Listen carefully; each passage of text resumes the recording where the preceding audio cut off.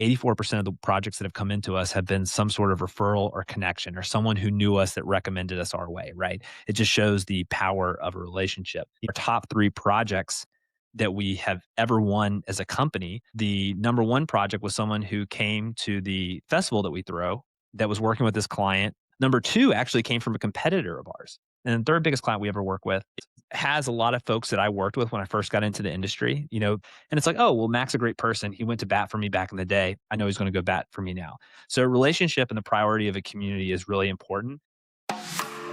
Welcome to the New Generation Leader Podcast.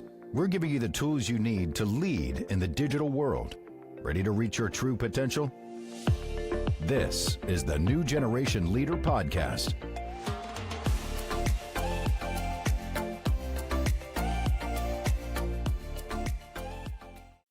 Before we jump in today, a quick note. This conversation with Mack Garrison was so good, not even a tornado warning could stop it. Mack and I started recording back in April, and right in the middle of our conversation, tornado sirens went off here in Richmond. So I hunkered down, and we came back a few weeks later to finish it off, and I'm really glad we did. Mack shares how Dash Studio has built a thriving creative agency.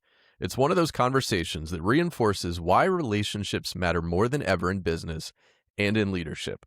So buckle up. Here's Mack Garrison, founder of Dash Studio. When did you first have the idea that entrepreneurship was going to be your path and you were going to dive into leading your own business at this phase of your career?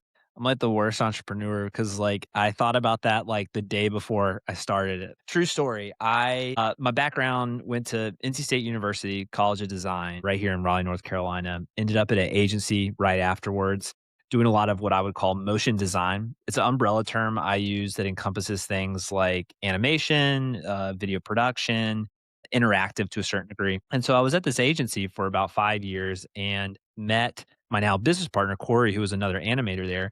And we just clicked. I mean, we were just having so much fun. You can kind of tell in whatever workplace environment you're in, who the real go-getters are, the people who are really putting in that extra effort.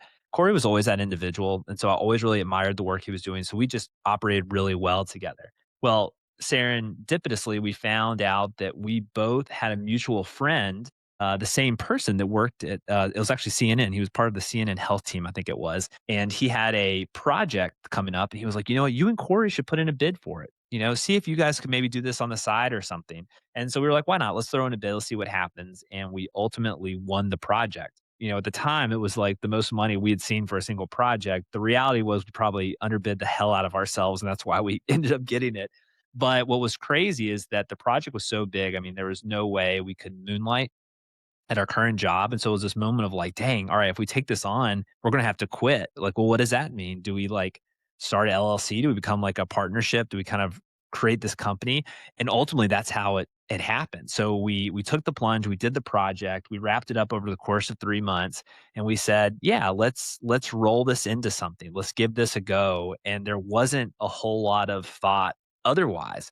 What's just funny for me looking back on it now is just how cavalier we were about the whole thing when the reality was it was like the biggest decision we were making in each other's lives at that moment. We've been doing Dash Studio, which is the animation and video production agency I run. We've been doing this for almost 10 years. And such a consequential decision really came over just some beers late one night. And we were like, yeah, we'll be entrepreneurs. I had always wanted to just work at a cool place, always wanted to just have, good peers and good bosses. But really looking back on it now, it all came into place because we were doing something that regionally there wasn't a ton of. There wasn't a ton of really high-end animators in Raleigh, North Carolina. So that in conjunction with the growing tech industry that was here that needed simplification, needed to distill complex ideas into easily digestible video content, it was just the right time, right place. And so I feel really lucky that we were emboldened to take that step, even though we did it so casually. Over these past 10 years, what's the best project that you guys have now been able to work on? Man, that's such a good question. There's a handful that stick out to me that have been really fun. I think one that comes to mind is for Riot Games. It's they do League of Legends. So if anyone's listening to this and they're a big gamer, they're gonna be very familiar with League of Legends. But they had the college championship series going on. And essentially the college championship series is about all the best gamers, all these different colleges compete in a March Madness style bracket challenge to be crowned the champion, and they needed a promo video for it, but they only had like 2 or 3 weeks to pull it together. And for us, usually our turnaround time is about 10 weeks from start to finish for a video. So this was really pressed. But it was such a big name, a big brand that we said, we got to take it on. We got to say yes to this. And so we built this huge, massive team over the course of 3 weeks, turned it around. And still to this day, it's one of my favorite projects. It's just so creative, so energetic, and very driving. But that's one that definitely sticks out to me. So that project, you put all the skill, all the expertise, everything you had been working on, cram that into one project. Now zoom back out to the company you've built. What would you say are the pillars that you guys have built Dash on? But yeah, it's this belief in the power of creativity and community. I think something that everyone listening should understand about the creative community in general is that they are typically the ones in the business side of design are under tight deadlines to deliver on business goals and to be creative essentially on demand. And that generally just leads up to a lot of stress as you're trying to get this stuff done and get and make be as creative as possible. And that has led to a lot of burnout, I think, over the years for folks who are in the creative side of the business side of design because they're working under hard deadlines, they're feeling burned out. So when we started the company, one thing that we knew we wanted to fix was this lens of being stuck in a silo, working by yourself under these tight deadlines. We knew and know now that the best work happens together when you get teams that are able to collaborate, bring their expertise to the table, and you have a place and a voice for everyone to share those ideas. That's really where the most creative work happens. And so this belief in the power of creativity and community comes on every project where we bring and involve all our team members. We bring in other contractors from the outside space and freelancers to help with us. But we also work with our clients on a very intimate level. I think you can't expect this day and age for marketing to just talk to themselves or creative to just talk to themselves or business development to do that. The more that these units are working together and in tandem, that's really where you can orchestrate some really amazing, amazing work. A couple weeks ago, I read Irreplaceable by Kevin Kelly. Kevin's an architect focused on space. He's originally based in Charlotte. His agency now has an office in Charlotte and in LA. But he talks about the power of place and getting people outside of their place, but also bridging places.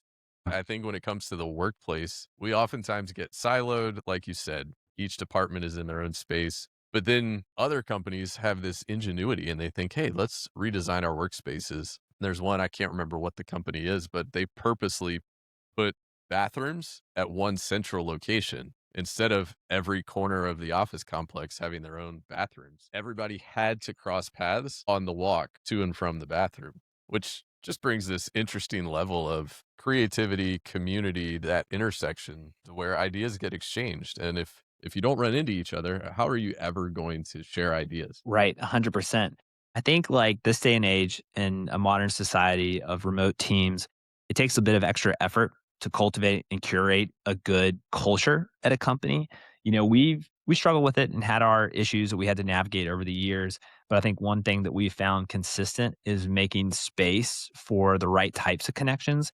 And when I say the right types of connections, I think businesses sometimes can like force digital happy hour. I mean, we remember when companies were doing like Zoom happy hours to like get us together over the pandemic. That's stuff no one wants to do. You're eating into their personal time. But some of the things that we found that have worked well at our company is we have a daily stand up. It's usually only about 15 minutes, but it gets everyone in the central place, even though we're all working in 6 different states across the US. And so it creates a bit of camaraderie. On Mondays, this sounds so silly, but I swear it works really well. On Mondays, we ask anyone if they did something they really enjoyed working on to share a picture in the Slack channel of what they did this weekend. And something as simple as that creates a talking point and share some personality of what people are interested in and what they're doing on the side and what they choose to share. And conversely, if like you're like, I didn't do anything this weekend except rot on the couch and scroll on my TikTok, you don't have to feel like pressure to share. Tuesdays, we started doing like a rotational inspiration presentation from different staff members. So it's like, what's important to you? What do you find inspirational? We had one of our art directors is newly become a dad, and he shared children's books and art from children's books that he really liked. Our executive producer is trained to be a yoga professional on the side. And so she talked about meditation and yoga and the little presentation on that. So it's a way for people to share some of their personalities. We've also started to do learning lessons where we bring in outside sources to come teach our staff about something that they know really well. And typically it's around the design field, but we've done things like how to design a better composition or how to think about typefaces differently for designers who are creating stuff, but in a way to always just be learning and improving ourselves. And then, from an administrative and leadership perspective, we do company recaps once a month where we walk about the health of this company, where we're landing for the month, some of the goals that we have.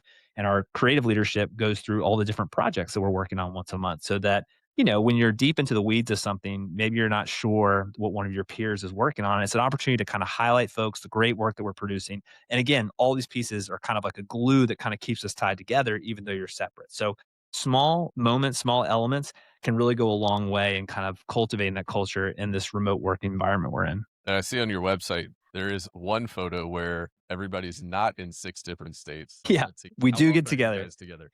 We've made it a priority to do it at least twice a year. So we actually throw an animation and motion design festival called the Dash Bash that happens here in Raleigh. It's happening this June 11th through 13th. So Aaron, you're only in Richmond. You can come right on down, come hang with us. But we bring everyone in town for that, along with a lot of other creative contractors and freelancers we work with. So that happens in the summertime, and then in the wintertime, we usually will do a get together for holiday party and such. And I think just having those intermittent pieces of getting together, even if it's only about every 6 months, I think goes a long way as well too. And you get some nice photos for the website. Always need the photos on the website. Yeah, that's right. I think that's really interesting as you describe the types of time and meetings and rhythms. It often feels like this return to the office conversation that's now been going on for 5 years almost. How do we go back to the office? How do we get back in rhythm? It often feels like it's an either or. We're either working and being productive or we're in a meeting, but there isn't a lot of nuance to that meeting conversation. How much of your current meeting rhythm, even down to the twice a year in person, how much of that was trial and error? How much of it was instinct? How much of it has been ingrained from the beginning for you guys? Oh, yeah. Well, I think developing good culture has always been paramount for our company. That has been a big part of who we are. We're really big believers in community, not only our company community, but the broader motion design community as a whole. My big business belief is that if you take care of the people around you, they will take care and support you. And that's not only just your core team, but I mean the business world as well. I mean, I look at all the work that we've won over the last 10 years that we've been around. And, this isn't a surprising statistic, but 84% of the projects that have come into us have been some sort of referral or connection or someone who knew us that recommended us our way, right? It just shows the power of a relationship. Our top three projects that we have ever won as a company, the number one project was someone who came to the festival that we throw that was working with this client, was taking on too much work. Client said, well, who would you recommend to go talk to? And it's like, oh, go reach out to the folks at Dash Studio. They do amazing work and they're really great people. That's like our number one client that we won. Number two actually came from a competitor of ours. And I know this sounds crazy, but even when it comes to competition, you should support your competition. You care for one another. A rising tide raises all boats, and that's our belief as well. So the number two project we've ever taken on came from a competitor that was like, this isn't the right fit for us, but really great fit for Dash Studio. And the third biggest client we ever work with is someone has a lot of folks that I worked with when I first got into the industry, peers of mine who were junior level, but have now grown up in-house at this agency. And it's like, oh, well, Mac's a great person. He went to bat for me back in the day. I know he's going to go bat for me now. So relationship and the priority of a community is really important. But to your question about what has worked well with our team, it is a trial and error. I think, we're really proud of what we've cultivated and curated now, but it wasn't like a light switch overnight where that happened. There was plenty of the, oh, let's do a Zoom cocktail hour that like flopped, or learning lessons over lunch that like everyone's like, no, I want to have my own lunch and my own time together, So all that kind of comes into play. Oh, I just heard that tornado warning. Is tornado warning? Tornado warning. When it comes to what you have built at the studio, how much of this was instinct and you just knew right off, hey, this is how I want to build the culture of the studio versus how much was developed and iterated and you kind of trial and error, figure out what works and build the current iteration of what you have now? That's such a great question. I think initially when we started Dash, there was a mindset of what we wanted to be. And I think that comes from being at a place that wasn't focused on the mindset that I wanted. So at my previous employer, the previous agency I worked at, it just very much felt like I was in a silo a lot of times, kind of working more or less as a lone wolf. Collaborative elements were very few and far between. And so when we started the studio ourselves, we wanted to create something that really fostered communication, partner, community, and partnership. So instinctively, we started implementing some of those tools and procedures that really helped elevate that. So daily stand-ups where we're talking to one another, things like Tuesday inspiration where someone goes around and shares something that's inspiring to them. Wednesday recaps on some going through some of the work that we've been doing as a studio, and then learning lessons where folks could share something that they know, a tool or a technique, or bring in outside professionals to do the same. So all that stuff started to evolve kind of naturally on its own. But where I think things change is that as a different size agency and as you grow, there's different needs for those different groups. A 6-person shop versus 12, 18, and beyond requires different measures to kind of bring those folks together. And I think actually a book that I can recommend to your listeners that I really liked is called The Art of Gathering by Mm. Priya Parker. I'm not sure if you've read that one, Aaron, but It- what I love about it is just the art of intentionality. Let's take, for example, an American holiday, Thanksgiving. You get your family together. Everyone's excited to bring folks together. You're like, oh, wouldn't it be great to talk about family stories, right? What are some of the best family stories? Well, Thanksgiving comes and goes. It's as hectic as it is. And you leave and you're like, dang, we didn't even talk about that. It's about being intentional and creating a party and a setting for what you want. So if you want good stories of the family, say, hey, everyone, bring your favorite story. We're going to go around at dinner time and share a favorite family story. There's intentionality on what's about to happen. People are prepared and they come into that with the expectation of the story and then it's created. And I think a lot of that relates to what we do at work. If you want to foster an environment of culture and connection, you have to set the table for culture and connection. What are those pieces that are going to help empower those individuals to connect more? That's why we do retreats where we bring the studio together because we are a remote team. And so getting time where we're all in the same place is good. That's why we throw an animation motion design festival called the Dash Bash here in Raleigh because it's fostering connection and wanting to bring together this community in our industry to get to know one another. And that's why you do these little things throughout the day or through the week or the month that bring folks together. And so I think part of it was instinctual, but as Priya Parker talks about, some of it takes more intention and thought, especially with the different size agencies and studios that you might be at different times. My favorite thing from Priya is talking about where the gathering actually begins and it changes your mindset.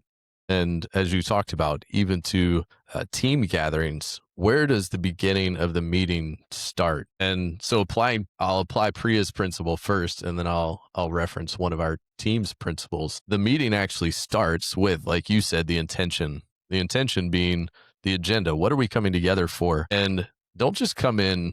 I think a lot of times teams gather, look at the agenda, maybe haphazardly ahead of time, sit down around the table, and then react to the conversation. But if we start with the calendar invite and we know it's going to happen and we have some intention and we get ready for it, then we can share a response as opposed to our reaction about an issue that comes up.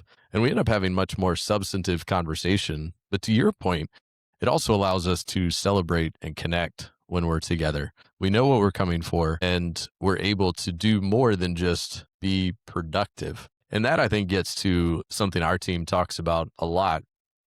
That a lot of us, myself included, we sit down to a meeting and we want to get to action. Let's get this done. Let's be productive. Let's drive towards the future and push towards action. But we miss the social connection, recognizing, hey, these are people first around the table. Other members of our team will spend, inordinate amount of time connecting. How was your weekend? How's the family? How are the kids doing? One of our founders had a birthday over the weekend. So we kicked off a meeting yesterday talking about his birthday. And one of the things that we'll say is we're not delaying the start of the meeting by having those conversations. That is part of the meeting. The meeting has started, but you got to know, number one, these are humans. These are people. We've got to know who the people are around the table when we have a meeting, who's coming in, you know who they are, but how are they doing? It's a little more than fine, good. My middle schooler's bus driver this morning, I had that passing, hey, how's it going this morning? And he said, well. It's like, all right, he didn't even say doing well. He just said, well. Well, he was ready to go. And I think Yes. it's a reminder that culture transcends a company culture transcends just the people who work at the company. It's beyond that as well. That's how you engage with your clients, right? So are you building a culture internally with your team that is then transcended to your clients and you're having that same sort of engagement? as well as outbound and doing sales. I mean, one of the things that I've learned over the years is that you can be amazing at your work, but if you're poor at relationships, no one's going to work with you. The reality is we're here for such a short period of time on this planet, each of us as individuals, and no one wants to work, pardon my French, assholes, right? You have to be a likable individual and prioritizing relationships, treating people, as you said, Aaron, like people, not a novel idea. Those are the important facets that makes projects and cultures and stuff build. And so I think sometimes that stuff can be forgotten, especially in a capitalistic society of like, what's next? What's the next goal? We got to keep things moving forward. When it's not the pre-meeting stuff, it's that makes the harder and tougher conversations so much easier. I was just with a client a little while ago this morning, and we were talking about his visionary drive, but the need to be specific and have details and the day to day building blocks of the business. Which one of those do you more naturally gravitate to on a personal level? That's a good question. I think that process and building blocks are incredibly important. And I think having that process in place provides structure, and you have to have structure moving forward. But within that structure, you still have to have flexibility and openness for where things naturally go. So my calendar is structured where there's stuff pre planned on, even to the point where this is the time block that I have for me to work on XYZ. But within the XYZ, I think there's nuance in how that goes. So I think it's unfair to say that one is more important than the other, that you have to have total free form and total flexibility, or you can't have any structure. The truth of the matter is that there's a symbiotic relationship between the two. Structure keeps us in place and moving forward and with a core direction and mission, but flexibility within that allows for new ideas to rise to the top and for us to kind of pivot within that structure and system to build new ones as the needs arise. You're in a creative business, which tends to think or lean towards opportunity and innovation. What do you see on the horizon for Dash as a studio and as a business? But yeah, I mean, we're in the midst of a great change right now, holistically for everyone, but especially the creative industry. Folks are navigating the advent of all this tech or AI coming into this space, and truthfully, more saturation in creators than there's ever been before. The rise of user generated content has empowered a lot of or normal individuals to be more creative and to step into that. And so with that has come a lot of change. Now, there are a lot of folks in my industry who are incredibly scared about their job and where that's going to be. And I realize that as a agency owner, there's a bit of a privileged statement where I say this is exciting because I'm open to the change, right? Because I'm part of an individual or part of a group that's leading the way into where we're going. But if I've been working on my craft for, the last 2 decades and all of a sudden here come all these tools and things that are taking over it, naturally I'd be scared. So here's my take on it is just as the digital world of Adobe revolutionized graphic design and what it is. It didn't take away creative, but it empowered creative to be different and to evolve. And I think we're in the same place with a lot of this new tech and AI that's coming out. It's not going to take away creative. I firmly believe that it's not going to take away creative, but it is definitely going to evolve creative. And so wherever anyone lands on the spectrum on AI, whether they really don't like it or they do like it, I think there's a necessity to understand it and at least figure out kind of where that is. I'll give you a good example that I think can ease any worries from your listeners who are in the creative space that are like, oh, great, here's another AI conversation. I'm so sick of AI. The reality is that all of us love different music. There are Swifties out there who are hanging out with T Swift, and then you got like screamo metal rock, you've got country, you've got all these genres, and everybody likes music in different ways. And there's no right or wrong way to listen to music. It's subjective, and there's tons of it out there. And I really perceive that same thing with art as we move into the future. There are going to be some elements of art that are heavy handed with tech and AI, and that's generated. And there's going to be pieces that are way more human oriented, but there's going to be a spectrum. And just like music, people are going to have favoritism towards different elements in that way. So there's always going to be a spot and openness for your style and what you bring to the table. I think the Adobe analogy is really good. Listeners to the podcast will know I quote and talk about Jason Pfeiffer a lot, the editor from Entrepreneur Magazine. In his old podcast, Build for Tomorrow, he talked about so many of these innovative ideas and things that we see, participation trophies for millennials, and what happened when a new technology came. And I loved how he would go back to, say, the innovation of the elevator and looking at headlines and how people reacted to the witchcraft of, a moving box in a building. And so I think the Adobe example is really good because for so many creatives, it's just second nature. And even if you're not creative, you know the lingo of, yeah, I can Photoshop that. And there's an efficiency and an efficacy to using AI. My middle schooler had a middle school dance Friday night, and I needed to clean up the picture a little bit. And it took me 5 seconds instead of 15 minutes to do what I would have done in Photoshop. You know, Right. Well, and even I think with AI too, it's like from an execution standpoint on some of these pieces, it's definitely going to be helpful. But what at its core, what makes creative so great is creative thinking. And I'll give you an example. AI is really good at making slight adjustments to what you're asking. Like, so, if you're working on something and you want something a little bit different, it'll go like in that same lane and kind of like move you around. So if you're talking about, say, birds flying or something, like, oh, here's an osprey flying, or here's a hawk flying, or here's whatever, right? It's kind of tangentially related, just off a little bit. But let's say you're a creative and like you're working on a project that maybe has an object that's like landing and you want it to land softly. Maybe you're an animator. And so you're like, oh, I'd love it to land softly, like a bird lands softly. You're going to look at something that like AI creates and it's going to be creative inspiration. It's like, oh, an osprey or an eagle, maybe my object can kind of land like that. It's totally in a different lane, right? We're not even talking about birds now. We're talking about this object that you're animating that you want to land like a bird, but it's that tangential jump and that lateral move is where creative thinking comes in. And that can only be driven right now, at least in my opinion, by creatives. It's having the understanding on how to make those lateral moves where AI can't do that. It's still so linear. So it's why you see stuff out there that AI is generating and it all feels kind of like the same. It just is like, yeah, it's the prompts and it's the creative that goes into the prompts, but it's still very linear. And what is going to be really exciting is when you take this whole industry of creatives who are using their creative thinking and starting to push that and lateral moves to kind of get away from that. And that's where you're going to be creating some really different stuff. And that's where the tools I think are going to get really exciting for the creative industry. I naturally lean towards the future and the opportunity and see it with an optimistic view. I know the ingenuity and the horizon, seeing that vision can be challenging for some people, but it'll be interesting to see what actually changes over the next couple of years. Yeah, Change is coming 100%. fast for sure. Well, and it's like the reality is like what's scarier, change or stagnation? It's like staying put and doing the same thing over and over again also sounds really detrimental to like any creative I know. So every creative I know, no one wants to do the same thing over and over again. And so the reality is the change is scary, but I would still take scary change than doing the same thing over and over again. Well, that worked so well for Circuit City and Blockbuster. 100%. You have to evolve. I think you have to evolve your thinking. And, the reality is like, it's like an engine that's not stopped. I mean, like stuff is moving forward. We're moving into the space, whether we're ready for it or not. There's this woman, dang, I'm forgetting her name. She's the chief creative designer at RGA, a really great agency.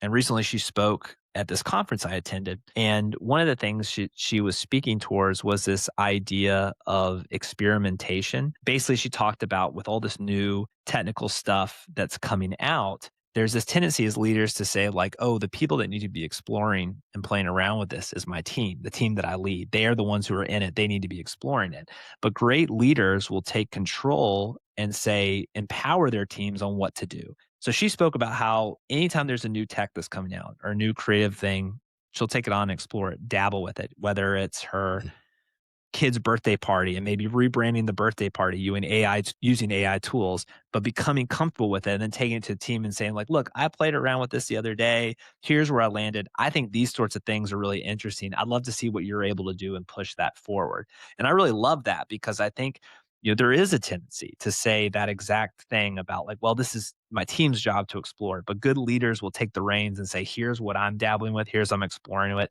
Hopefully this gives you some ideas to push this next assignment or a job that we have coming up. One of my favorite phrases when it comes to innovation, and part of this has been my own track record in recognizing I can see it, but I need to walk the steps. There's more of a handoff, like you said, that happens from good leaders that they can build a bridge from what they see and envision to helping somebody else see it. But it's also kind of running a pilot project. And I love running a pilot project. Let's try it. Let's see it. Let's get our hands dirty. And I think that's a great point for leaders, like you said, to lead the way and be the ones not only saying, hey, go do this, pushing from behind or dragging from ahead, but let me run up ahead. Okay, now I'm going to come back and walk with you this next step. 'Cause I've walked this path. I think the other tendency leaders can do is they go all the way down that path Mm. and pursue a completed project solo. And instead of just exploring, dabbling, trying it out, creating that pilot, they try to build the full and complete thing on their own. And so neither one of those extremes is what we truly need from leaders, but we do need the leaders who can walk side by side, encourage us from behind, but also take a few steps ahead and test drive something. Well, I think the future is all in collaboration. And I'm not just saying that as someone who has this big belief in community and creativity. I mean, the truth is we are working faster and better than we ever have previously. We are using applications that are cross disciplinary.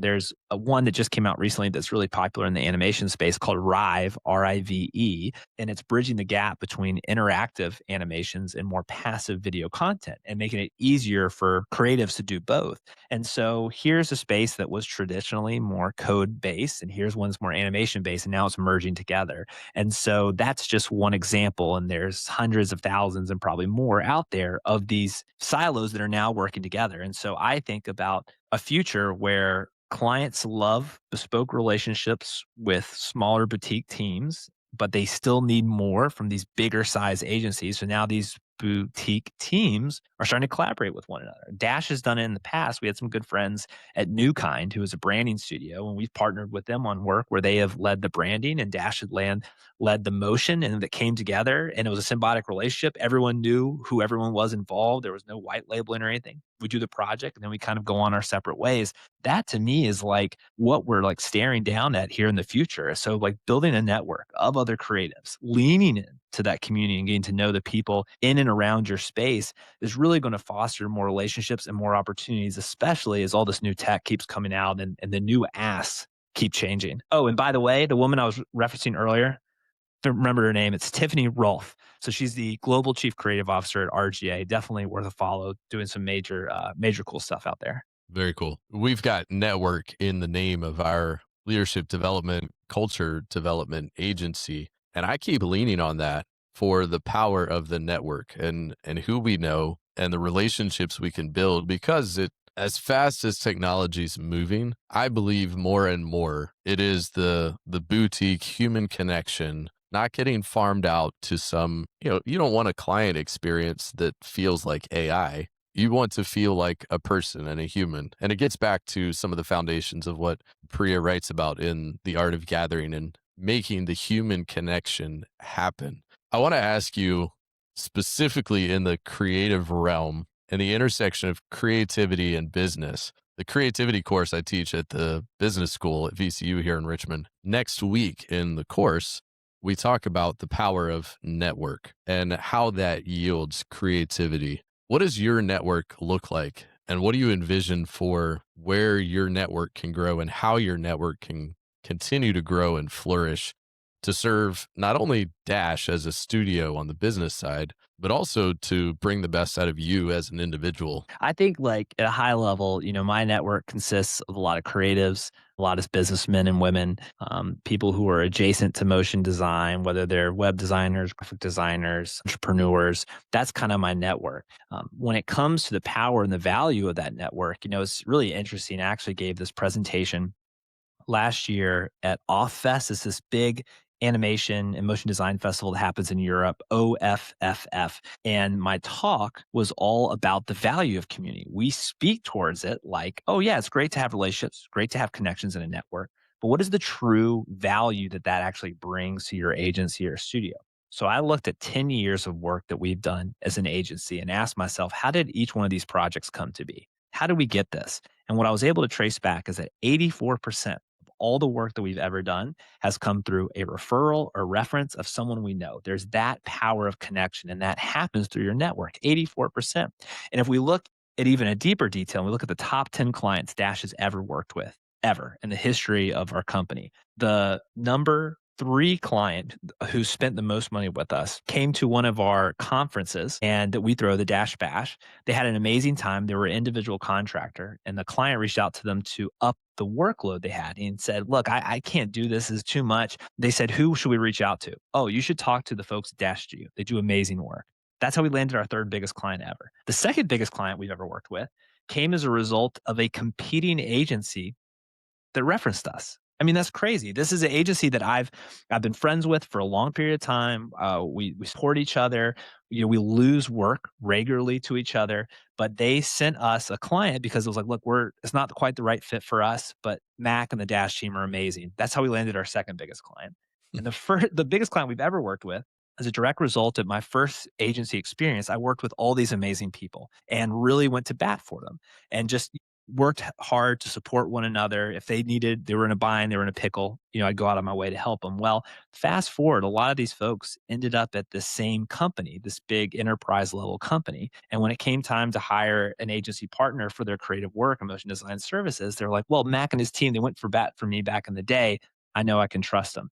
That's our top three clients, and it's all relationship built. So if you start talking about the true value of community, that's it right there. The vast majority of work, I would surmise, for most entrepreneurs and business owners out there, comes from the relationships and the people that they built good trust with, not because they're seeking something out, but because they're genuinely good people and they're just trying to give back to the community that they hold in high regard. How are you investing in your network these days while you're running a business and also continuing to keep these relationships alive? I think a good coffee is always a good place to start as I drink my third cup this morning. Yeah, no, it is structured, right? So I want to make sure that folks don't fall through the cracks. So I think like a good CRM tool just to remind you to check in with people and see how they're doing is always good.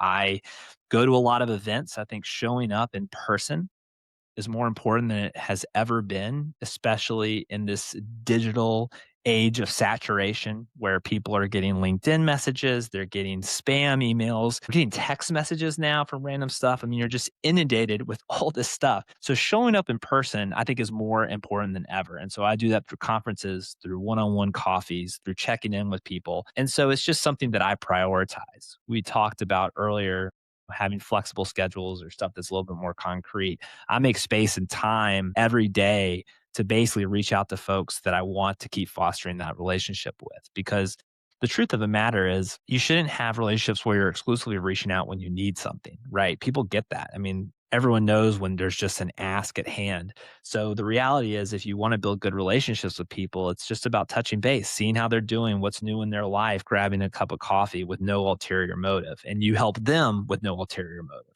Here's a good case study for you. There's a gentleman named Robert Axelrod. He was a political scientist, if I'm not mistaken, but he did this case study on givers, takers, and matchers. And so he followed 1,000 people over the course of their career to see who had the most successful career. Was it the givers who, at every opportunity, they could give whatever they could to help support their peers? Was it the matchers, where it's more tit for tat, where I'll help you, you help me? Or was it the takers, where at every opportunity, the takers would seize on that and say, like, I'm going to take this. Oh, you'll take this work off my plate? Yeah, sure. You go ahead and do it. They just take it every opportunity. And what they found was really interesting. The people that had the least successful careers, least successful, and I guess the data point is, seniority, money you're making, things of that nature, were actually givers the very early. And Robert surmises that there was a lot of burnout and stuff that came into it. So they just never were able to progress. The second group was the takers. So the takers will win in the short term. So, you think like a football game or something like that, take everything you can to try to win the game, but you don't win business. Business is a long-term game. So if you're taking too much, you're burning bridges and no one's going to help out. The third group that made it up there was the matchers, so the tit for tat.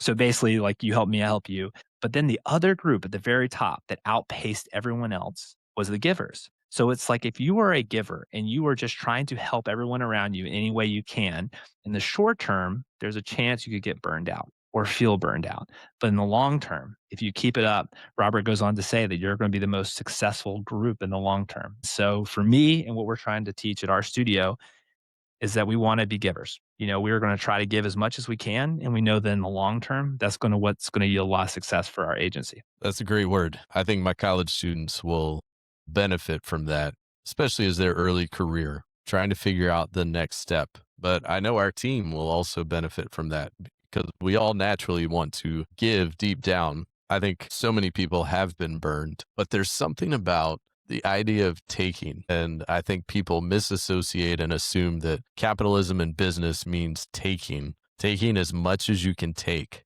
when in reality, giving will get you farther. And there's an intersection of all of this. Being able to be more creative around a network with people because you've been giving and generous with that. It's really all connected deep down. It is. I think the capitalistic society or the perception of it is broken, right? It doesn't mean that you have to squash your competition to make it to the top. The supporting one another and working together is that, all tides, rising tides raise old ships. And so I'm a big believer in that you don't have to go down this traditional model of trying to kick the chair out from your competition, that support them when you can, help them when you can, have those conversations, be open, talk to your competitors, talk to your peers. You learn a lot more than you realize. And in the long term, you're not burning bridges, you're going to succeed. That's a great conversation. I know we're coming up on time, so I want to ask you this one final question. How can people connect with you, follow along with your work individually, building their network, and connect with the work of Dash Studio? Yeah, absolutely. I would say Instagram is a great spot where we post a lot of our work. So if you're interested in following along with Dash's portfolio, you can follow us at dash_NC. So you can follow us there. And if you want to see more of our work and maybe even potentially work with us, dashstudio.net is our website.